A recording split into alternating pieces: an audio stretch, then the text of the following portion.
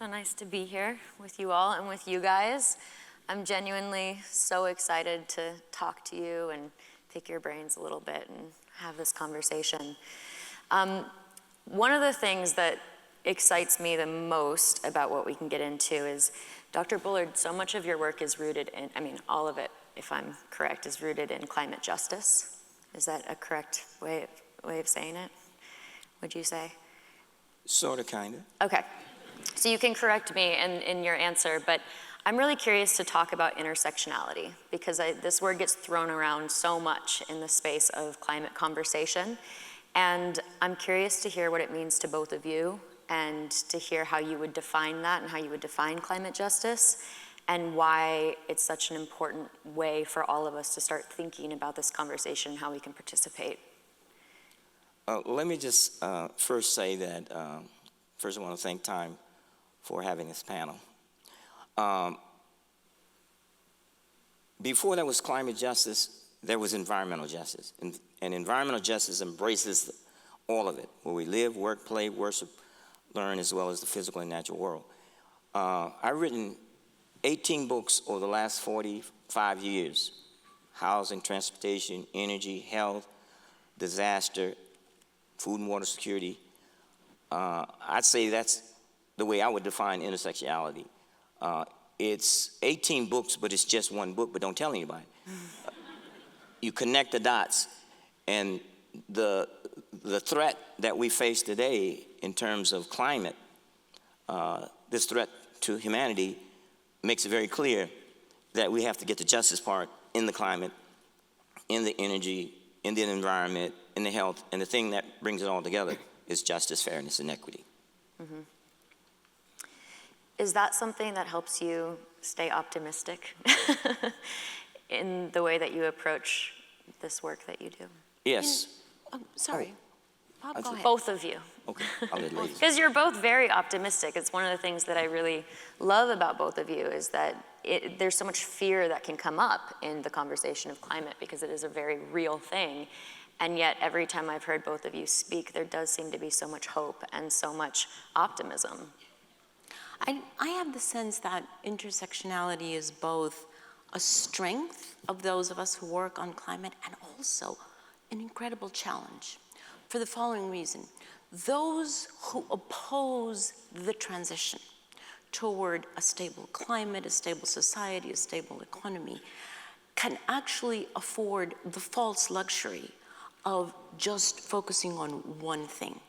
Let us delay climate policy.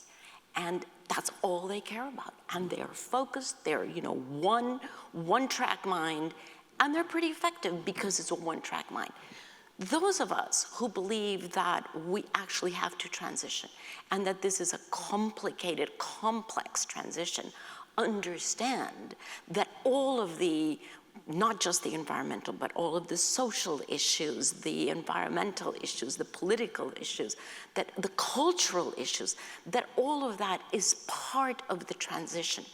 That makes it more complex, more challenging, and more necessary.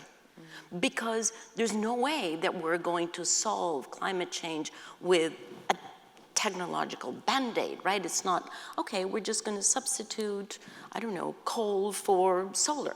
No, that's not going to do it. That's not going to cut it. And so that is the part of me that I feel, wow, this is so important, because this is an evolution of not just the economy, not just the energy sector. This is an evolution of us as humans. How much of this complexity can we actually put our arms around and embrace and move forward? Because all of this is mutually reinforcing. But you can understand that for someone who has a single purpose, they can probably walk faster, because it's just, they see it in an irresponsibly simplistic way. So that's why I think it's both the strength and the challenge of those of us who work on these issues. You want to add to that? Yes. What gives me optimism is the fact that our movement for environment and climate justice and the whole idea of framing has moved from the problem being climate change, parts per million greenhouse gases, to this whole idea that we, in order to have real solutions, not false solutions, we have to bring those communities that are most impacted by climate change and all the other catastrophes, poverty, lack of having basic necessities, bring them in, get their views, have them in those rooms at those tables so that we can come up with real solutions together and not having this elitist top-down people saying, well, we know what's best. Yeah. That's our movement. And the other part is our movement today is intergenerational. I tell people I'm a boomer, proud of it, still fighting, still standing. But millennials, Gen X, Y, Z, Zoomers outnumber my generation, and they're beginning to come into their new majority. That gives me hope. Yeah. Oh, gosh. I love hearing you speak. Shalene, you know, we were just talking about new terms coming into our lingo, and I think intersectionality came in, I don't know how many years ago. But I was thinking the other day, actually, when the world adopted all of the Sustainable Development Goals in 2015, that was the first, I would say, formal recognition that all of these issues are actually intertwined. You cannot separate one of those Sustainable Development Goals, one SDG, and say, okay, we're only gonna work on this one, and the rest we're gonna forget about it. That it just doesn't happen. That's not the way the reality works. And so I'm actually grateful that there is a formal recognition of the fact that all of this is mutually inclusive. Even before the word intersectionality was put on the table, that was already a formal recognition. Yes. Can you maybe give us an example of what one of these communities is actually facing? Because I think oftentimes people don't know the reality of what is happening on the ground, because so often those voices aren't included in the conversation. And in my personal experience of being involved in both grassroots efforts and then also kind of being in the elitist rooms, there seems to be no bridge between the two. It seems like everyone has a different opinion on what will work and what is right and how we solve this, but it really is the great unknown. So in that example, can you explain why those voices are so important to include and why we should be listening to them more? Yes. Earth Day, first Earth Day of 1970, April, it looked a whole lot different than our celebration a couple of days ago in terms of the diversity and the breadth of what's being talked about. I live in Texas, another country, and we, in the Gulf Coast, refineries, petrochemical, fossil fuel has ruled for many decades. And the consequences of those communities that are at the fence line who are getting all of the externalities, all the costs, and the benefits are to people who drive in, work, drive out. But when you talk about whether or not we should transition in many ways to clean energy, and that transition should not make the same mistake of just allowing fence line communities to suffer, to breathe the pollution, and not, quote, benefit from the jobs and economic. In many cases, the communities that live closest to those plants are worse off when it comes to their economics. There's no economic renaissance along the fence line in Louisiana's Cancer Alley or Houston's chemical corridor on the Ship Channel. So what I'm saying is that those communities that historically have been left out, their voices have not been in the rooms when decisions are being made about policy, have to be in those rooms. They know better. In many cases, those people who have lived the lives along the worst of the conditions when it comes to hurricanes, flooding, they have PhDs in living. And they have wisdom and they have knowledge. And that knowledge needs to be in those rooms at the highest level, in the Oval Office. I've been to 2 signings of executive orders on environmental justice. One was signed in 1994 by President Clinton in February, and last April, President Biden signed another executive order on environmental justice, almost 29 years apart. In 1994, there was not a nickel for environmental justice. Today, there's an Inflation Reduction Act, there's $369 billion, but there's $60 billion with a B for environmental justice, another $60 billion for clean energy transition. So the idea is that we moved from a footnote in 1979, when I started, to now. There's monies for it, and there's more people in the room to decide what we need to do about transitioning in a fair, just, and equitable way. And that situation that the IRA has brought here, which is honestly the most far-reaching legislation there is in the world. The United States went from -40 on policy to the top with the IRA and the other attendant regulations. That does not exist in other countries. That is, it really is a hallmark of the wisdom and the vision of the United States in that moment, and it is having an incredible effect on those who need it most. Mm-hmm. Now, let's go beyond this, beyond Texas, the country, and beyond the United States, the country. Incredible heat waves across large swaths of Africa just 2 weeks ago. What recourse do these people have? Zero. Zero. So mostly women whose partners are not there because they've gone to cities to work and get some money, and there they are tilling the land with 2, 3, 4 children, tilling the land that is every day more arid, more dry, less fertile, and they have to feed their children. And what is the support for that? So the wisdom of the IRA is a wisdom in the United States that has not been followed at the international level. We still do not have the support for people who have not caused climate change. Talk about climate justice. Yeah. None of those people caused climate change. And yet they are the ones that are being most deeply and most painfully impacted.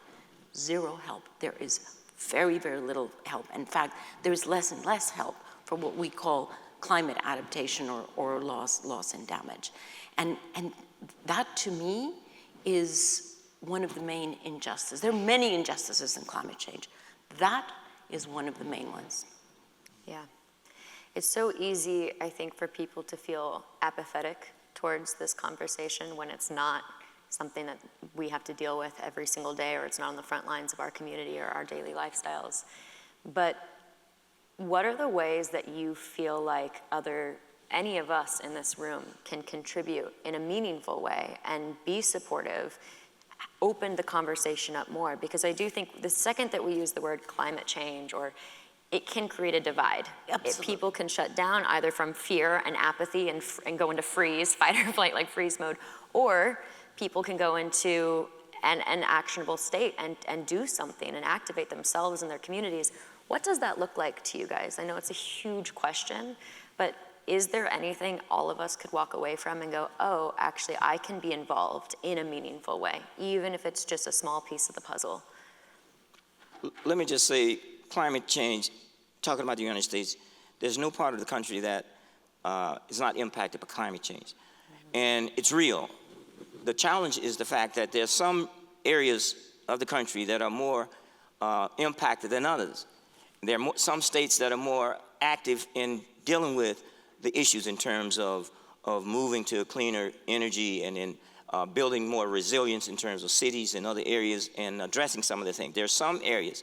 The fact that if you put on a map, and I've done this, I have great colorful maps, and map where the economic disparities by zip code or by census tract, and map that and see overlay with race, income, vulnerability, you can see that there's tremendous disparities in terms of which states and areas are moving fast and furious to start to address these issues, putting monies, resources, investments, and which areas are slow to move.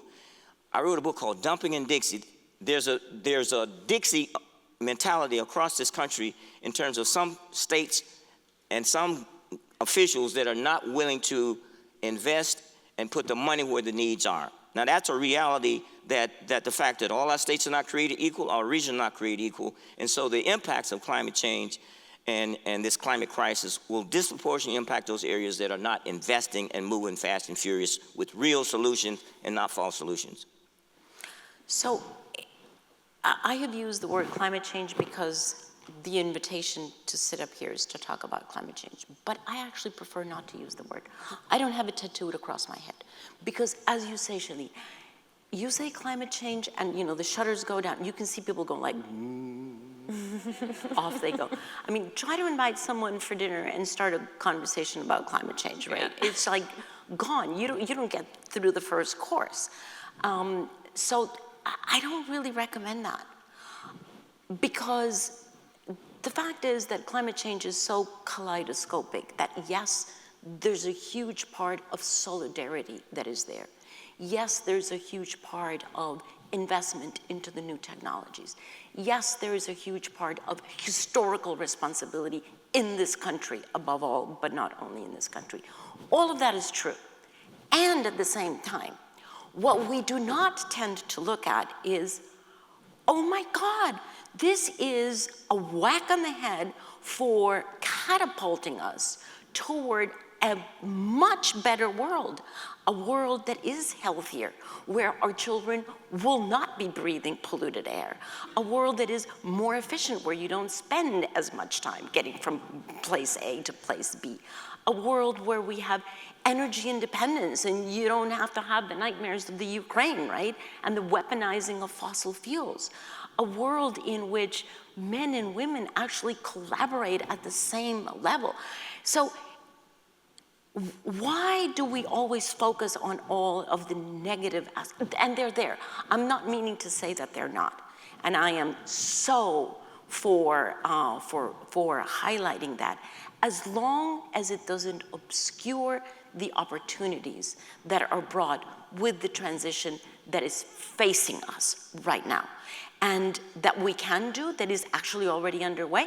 Did you know that last year, 30% of all electricity generation in the world was already renewable? Why? Because they're better technologies, they're cheaper, they have higher performance, they're more reliable, and we have an exponential growth of wind, of solar, of EVs, of batteries. So we are in a process of transformation. The only question is it going to be fast enough to avert the worst impacts? That is where I think individuals need to come in. So individuals need to come in as voters to say, okay, I know that this is going to be a better world. I'm going to vote for leaders at all levels of the system, starting with city and going all the way up, who actually understand that there's a huge opportunity here. Individuals as asset owners, where are your savings? Do you know exactly what your asset manager is doing with your savings? If those savings are in fossil fuels, you're not helping. You're totally not helping, right? So ask your asset manager, where are my savings? And insist on a portfolio that is fossil fuel free. And there are many opportunities to have a strong portfolio that doesn't support the technologies of the legacy companies that are being so obstreperous about the change that they could actually accelerate. In addition to the fact that we can use our voices, right? We can contribute to the narrative of the excitement of a better world, not just the negative, but can we? So I have a podcast that is called Outrage and Optimism, because I am so convinced that we have to be outraged about what is happening and how delayed we are, but also optimistic about this can be so much better world, and it is staring us in the face. So boom, boom, boom, wake up, move on. Yes. No. Yes. That was great. Very good. I'm an educator and I'm a sociologist, but I tell people I don't do your dead social scientist sociology. I do what's called scientifically kick-ass sociology. What we had to do is convince people. I live in the Gulf Coast. We used to plan for disasters June through November. That's hurricane season, if you don't know. Oh yeah. But Winter Storm Uri in 2021 hit us in February. Well, the degrees went down to 9 degrees, 9, single digit, in Houston, the Gulf Coast, which means that we can't just plan for disasters June through November. We have to plan year round in dealing with this crisis. which means changing our mindset and to go after the resources and the money that's available so that we can plan for. Like our center is a center that works directly with communities in partnership with. I serve on the White House Environmental Justice Advisory Council, and we have advised the White House that they need to put monies into solar and make the monies available easier to get to the communities and the organizations that do the work. Our center in January got a $50 million environmental grant makers program where we'll be giving out $50 million to, in Region 6, EPA and the Gulf Coast, to organizations that work on issues, climate solutions, environmental solutions, energy solutions. Our center, in partnership with the Clean Fund of Texas, which is the Green Bank, just got $156 million, just announced on Earth Day, to deal with the same issues of transitioning many of our historically black colleges and universities and the communities that they're in, solarizing. It's a solar for all. We're talking about getting access and training, educating, informing our universities and our community partnerships so that we go back and get it. Sankofa, go back and, because that's our money, those tax monies. And no communities that have been left out, left behind, we're saying we're making sure that they get in the front of the line so that the way it's happened in the past, by the time they get in the queue, the money's gone. No more of that. That's justice. That's environmental justice, climate justice, energy justice, and justice, period. There's about 1,000 more questions that I want to ask you guys, and I'm sure you guys want answers too, but our time is up. But I just want to say thank you so much I feel like both of you really lead from your heart in a conversation that can be so dominated by intellect and heady concepts and feel unreachable to so many people, including myself. And I just appreciate the way you lead with your hearts in something that should be led with our hearts. So, thank you. Thank you, Shalene. Thank you.